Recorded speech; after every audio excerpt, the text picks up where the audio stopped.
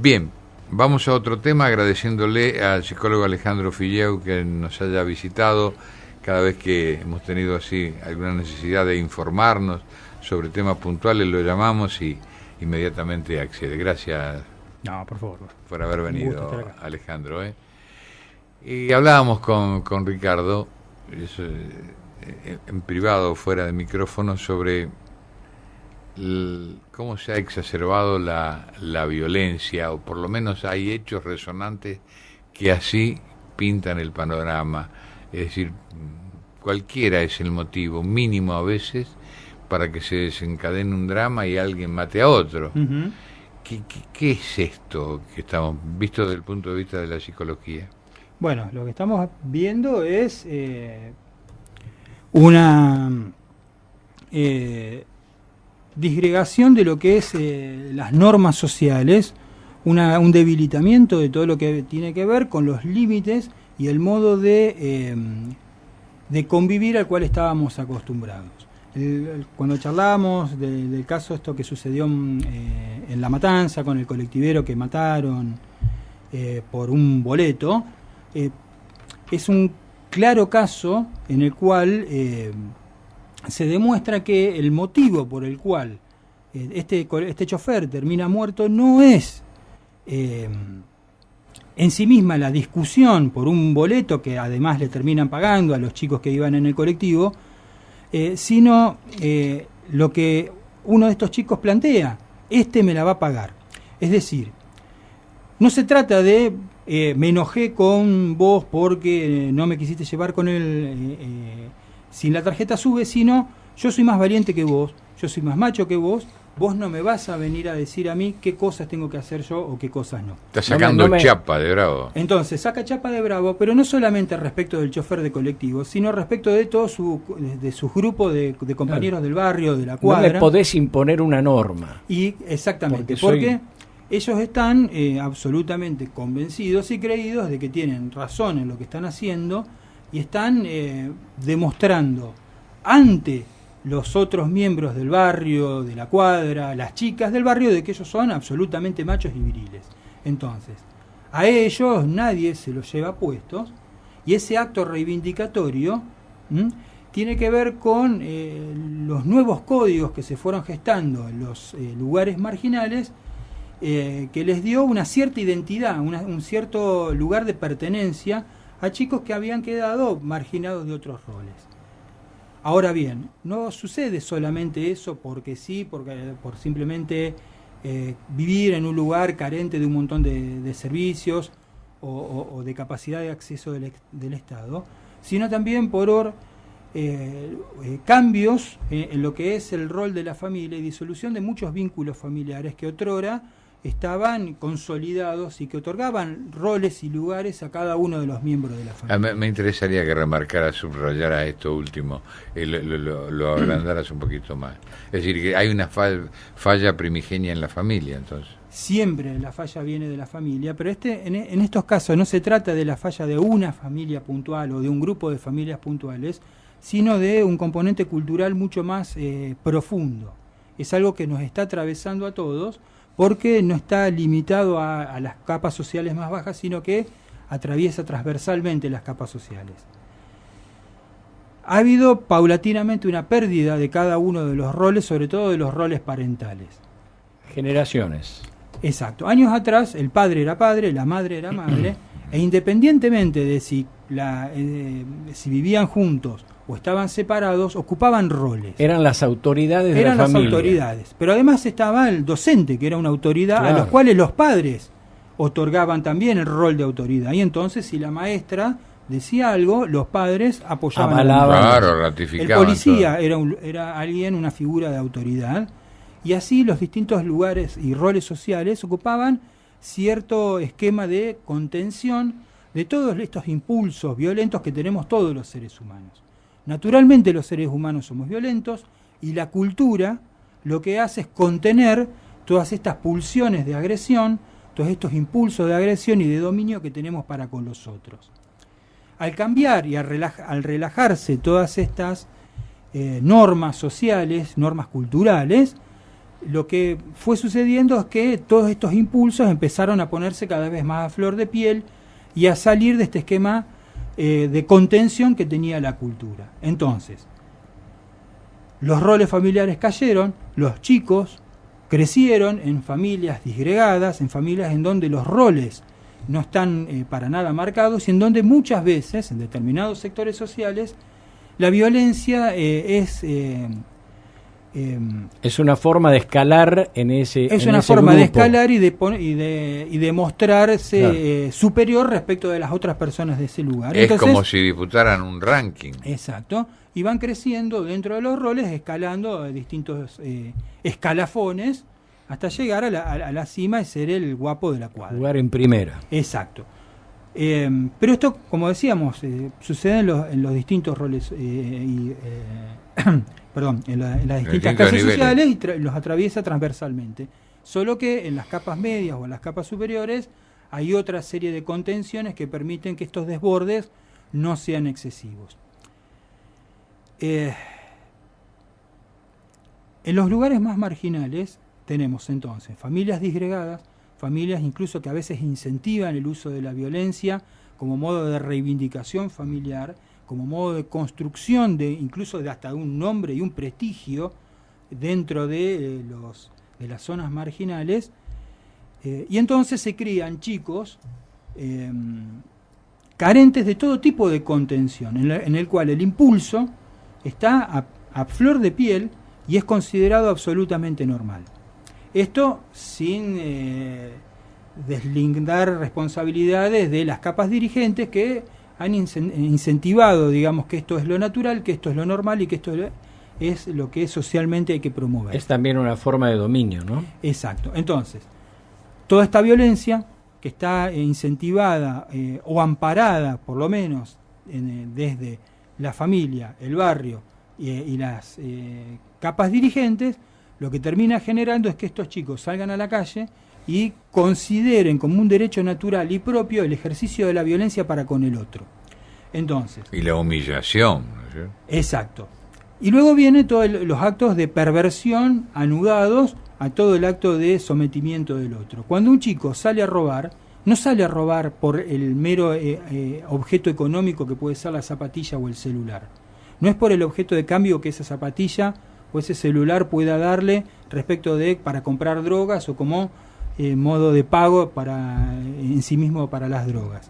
Es también un acto de sometimiento y humillación respecto de la víctima en la cual ejercen un poder sobre alguien indefenso a quien o le pegan en exceso o a la chica la manosean para sacarle el celular o la cartera, y después tener una anécdota graciosa para contar en los grupos con los cuales comparten este tipo de comportamientos. Entonces, el exceso de impulso no controlado, no contenido por ninguna de las estructuras sociales que permiten la dominación de todas estas pulsiones de agresión que tenemos los seres humanos, terminan generando este grado de agresividad social en el cual vivimos, que si lo extendemos podemos verlo también a nivel del tráfico, sí, en el cual la gente cuando conduce no está conduciendo de modo relajado para llegar de un punto A a un punto B, sino que está ahí y tratando de desafiar al que viene al auto de al lado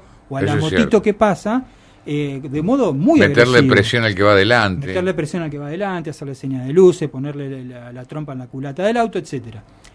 Y además el insulto, digamos, que siempre se profiere, digamos, por la ventanilla. Entonces, es una época en la cual contener el impulso pareciera ser de tontos. Pareciera ser que la persona, o sobre todo el hombre, se desviriliza si no exhibe esa agresividad para con el otro. Si lo llevamos a lugares marginales que andan con armas o que, digamos, su código de convivencia tiene que ver con la agresividad directa para con el otro, lo que tenemos es asesinatos, baleados, apuñalados. Sí. Alejandro, seguramente muchas consultas habrás tenido y seguirás teniendo en el área de educación, y aquí ya no provienen, yo conozco de establecimientos escolares de cierto prestigio en la ciudad, donde ha habido conflictos con mujeres de muy mal carácter o padres con muy mal carácter que prácticamente humillan al docente porque el niño, la niña no cumplió las metas y no es decir, todo lo inverso a lo que ocurría en otras épocas, claro, donde el padre sostenía la opinión del docente para que las cosas mejoren. Claro. Ahora, ¿cómo lo explicamos en estas clases que son más altas? A ver, porque tiene que ver con las frustraciones por ahí que mucha gente tiene respecto de su propia vida y que trata de reivindicar sus propias frustraciones a través del éxito, en teoría, que pueda tener la vida de sus hijos. Pero además está... a ver, es muy difícil a veces para los padres aceptar que el hijo tiene algún tipo de limitación o que no alcanza los estadios medios de la clase, ya sea porque académicamente no está a nivel de lo que va a la clase o a nivel de comportamiento. Entonces, cuando los docentes por ahí le plantean esto a los padres, no todos los padres son capaces de tomar esa indicación y aceptar para tomarlo como un problema a resolver, y terminan matando al mensajero, por decirlo, digamos, con una frase. Una metáfora, claro. No, bueno, la culpa la tiene el docente, es el docente el que no sabe, es la escuela la que está en contra mía, entonces voy yo con todo el derecho y toda las ganas de pelearme con todo el mundo y de tapar lo que me genera mucha frustración, a pelearme contra el sistema, porque es el sistema el que está en contra mío y no es mi hijo que quizás tiene algún tipo de dificultad. Esto lo vemos en el consultorio cuando vienen padres a quejarse de la escuela. En el gruesísimo de los casos, se trata de chicos que tienen algún tipo de dificultad real y que no es el docente el que está ensañado o el que está estigmatizando al chico, sino que el docente está diagnosticando que hay un problema. Hasta es un acto de protección del docente, ¿no? Exactamente, es que si nosotros pudiéramos empezar otra vez socialmente a concebir que la escuela es un lugar en el cual podemos detectar las distintas dificultades que pueden presentar los chicos, y a partir de ahí, desde tan temprana edad, poder tratar de ayudar a esos chicos para que puedan alcanzar los niveles que podrían alcanzar, o para poder corregir comportamientos violentos o agresivos, o de aislamiento o cualquier tipo de patología, le estaríamos dando muchísimas más chances y muchísimas más herramientas a ese chico con problemas para desenvolverse en la vida. Pero ¿qué hacemos? Socialmente tapamos el problema. No se trata de ayudar al chico que está bajo en nivel académico en la escuela, sino bajar el punto medio de la escuela para que el chico no se sienta discriminado. Eso, a lo largo de los años, terminó generando que los padres creyeran que ninguno de sus hijos tiene ningún tipo de dificultad y que no tienen la obligación de llevar a esos chicos a algún tipo de tratamiento especial. Y que los docentes son los represores de su hijo porque tienen que no lo entienden, que lo agarraron de punto, que no lo quieren porque por el color de ojo, por esto o por esto otro. Entonces, se termina justificando el problema del chico a través del desconocimiento y la ceguera psicológica que muestran estos padres. Ahora, padres que seguramente cuando son convocados por la escuela en innumerables oportunidades para plantearle cuál es el desarrollo de su conducta, ni siquiera van a las reuniones. A ver, no van a las reuniones y van con una actitud agresiva, porque, a ver, se ha inoculado socialmente desde hace 15, 20 años, es que todos tenemos razón. Claro. Cuando todo lo que tiene que ver con el posmodernismo, de que la verdad es relativa, eso fue llevado al paroxismo de que todos tenemos razón. Entonces, como todos tenemos razón, nadie puede venir a decirme a mí lo contrario de lo que yo pienso, porque tengo razón. Entonces, no puede venir la escuela a decirme a mí que mi hijo tiene problemas porque yo tengo razón. Es la escuela la que tiene problemas. Inventamos la posverdad, entonces yo, de acá en más, yo digo lo que quiero. Después viene la posverdad, donde cada uno piensa lo que se le antoja y cree lo que se le antoja, y bueno, entonces llevamos la libertad individual a extremos en los cuales el narcisismo de la propia creencia termina siendo algo monstruoso. Y ahora queríamos preguntarte, porque el tema es amplísimo, ¿no? Que nos quedó claro que las distintas capas sociales pueden padecer del mismo problema. Ahora, veamos los factores que pueden incidir en potenciar esa violencia. Empecemos por el alcohol. Bueno, el alcohol y las drogas, sobre todo las drogas en esta época, lo que producen es, bueno, una desinhibición de las conductas violentas que tienen las personas, pero además una alteración sensoperceptiva que los lleva muchas veces a confundir, digamos, un movimiento normal que pueda tener una persona como un desafío o una invitación a la pelea. La pelea de borrachos es algo histórico, lo ha habido siempre. Lo que está sucediendo ahora es que los chicos se alcoholizan antes del boliche, llegan alcoholizados al boliche. La búsqueda de la pelea de un rival, van en busca. Exactamente, van al desafío permanente, al me miraste feo, al no me gusta cómo estás parado, al hablaste con mi ex novia, sí, y entonces voy y te busco pelea. Hay una exacerbación de todo lo que tiene que ver las conductas violentas, porque volvemos, tiene que ver con esta necesidad de reivindicar la virilidad que tienen muchos chicos, que está a la vez aparejado con la libertad que han tenido las mujeres en todo este tiempo. La demanda femenina de mayor libertad y del deseo femenino puesto como nuevo ideal social lleva a que los chicos necesiten sentirse más machos porque se sienten desvirilizados por la propia exigencia femenina. Entonces, ¿Y eso surge inmediatamente con el diálogo del paciente? Y surge con el tiempo, uno lo va viendo, por ejemplo, cuando atiendo a adolescentes, podríamos hacer que se dividen básicamente en dos grandes grupos, los que salen a la noche y los que no salen. Hay todo un grupo de chicos que no salen a la noche, sino que prefieren juntarse en la casa o en la quinta de uno y comer un asado y jugar a la play y demás. De los que salen,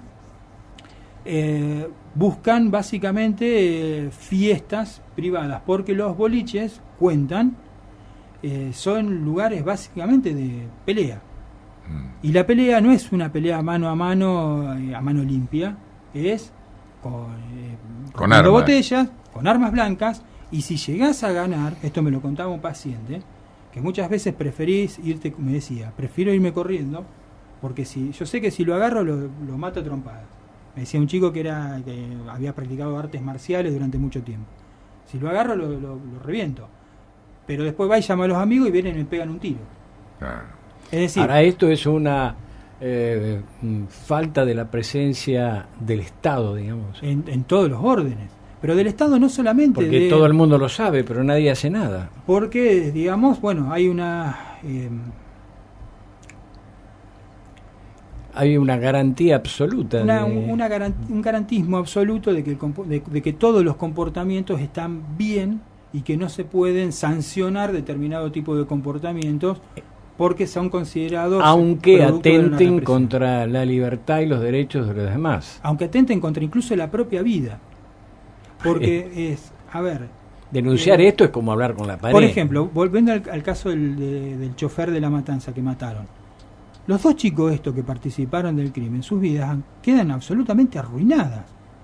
Es decir, son dos personas jóvenes, 17 y 18 años, que de acá para adelante sus vidas pero ese pensamiento tampoco está en ellos. Ellos no lo tienen porque justamente, cuando uno empieza a pensar en que el rol de la familia es fundamental, tiene que ver porque los bebés nacen en una familia, en el seno de una familia, que los va criando y les va enseñando valores y los va construyendo como sujetos a partir de determinados valores. Cuando hay una familia disgregada o que tiene los valores de la violencia y la delincuencia, el bebé va a nacer en esa familia disgregada o que tiene esa valoración de la delincuencia como ideal social. Cuando son chiquitos, pero cuando empiezan a crecer y empiezan a tener cierta independencia, empiezan a vivir y manejarse en función del bagaje interno, de cómo fue estructurada esa cabecita. De acuerdo con el alimento cultural. Claro, y cómo ese esquema mental los lleva a pensar y a vivir de esa manera. Entonces este chico no importa que alguien me haya pagado el boleto porque yo subí al colectivo sin la subes, el chofer me la va a pagar igual. Es decir, ¿quién es el chofer para venir a decirme a mí que yo tengo que pagar el boleto del colectivo? Entonces, en su esquema mental, el chofer no tiene autoridad para venir a decirle que tiene que pagar el boleto. Ni tampoco importa. Y no importa la vida. Y le voy a hacer pagar lo más caro posible. Claro, exactamente. Entonces buscamos una arma y le pegamos un tiro y la vida de esa persona no tiene ningún tipo de valor. Entonces, uno los ve 17, 18 años ya con este esquema mental, pero eso no sucedió de un día para el otro. Eso viene desde hace 17, 18 años. Claro. Desde el momento en que nacen y desde el momento en que empiezan a vivir de esa manera. La presencia de mamá y papá también. La presencia y básicamente la ausencia de mamá y papá, que muchas veces están más pensando en ellos mismos que en educar a ese hijo en una red de valores que le permita convivir socialmente. Entonces, el otro día mirábamos una mamá que ató a su hija de 30 años en Mar del Plata para que dejase de drogarse. Claro, bueno, estos casos... Este es el resultado de ella durante 30 años. Claro, porque a veces hay personas que no tienen recursos mentales como para poder pensar en otra clase de internación, ¿no es cierto?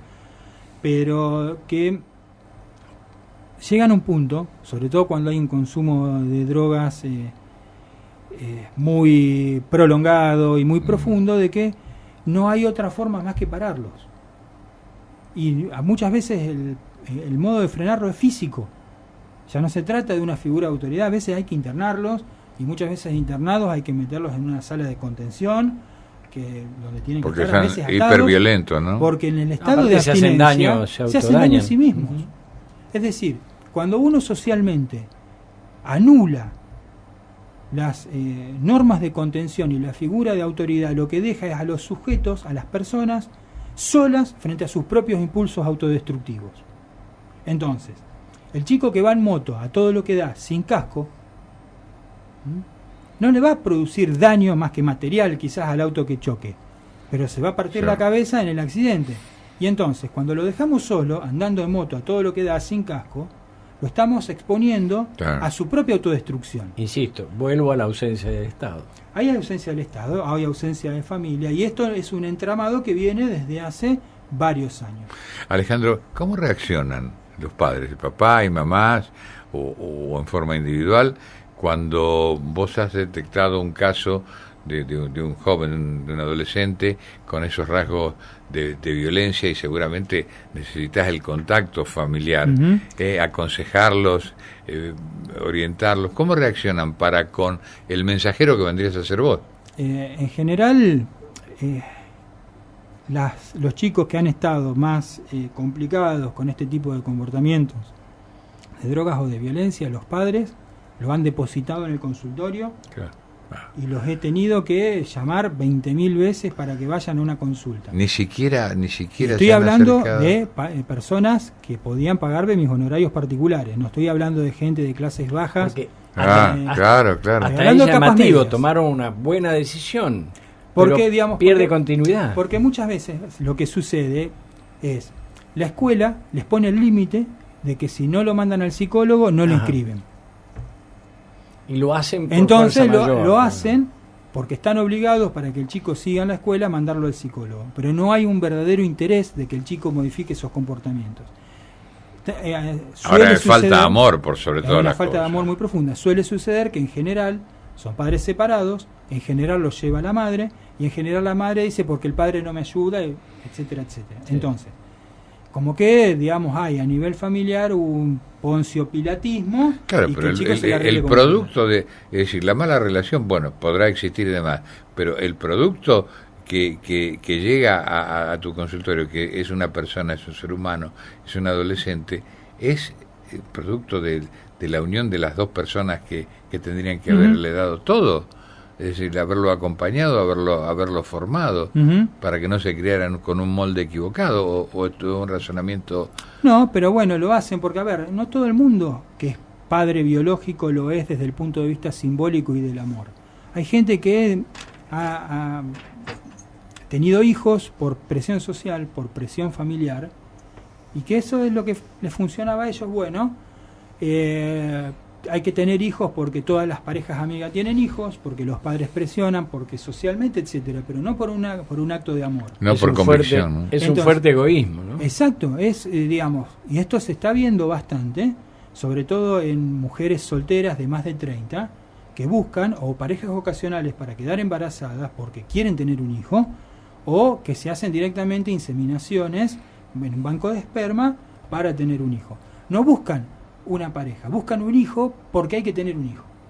Pero eso porque hay le prestan atención a un rigor social de copiar de uno a otro. Porque en algunos casos tiene que ver con conseguir un hijo, como uno compra una casa, como uno cambia el auto, como uno tiene objeto.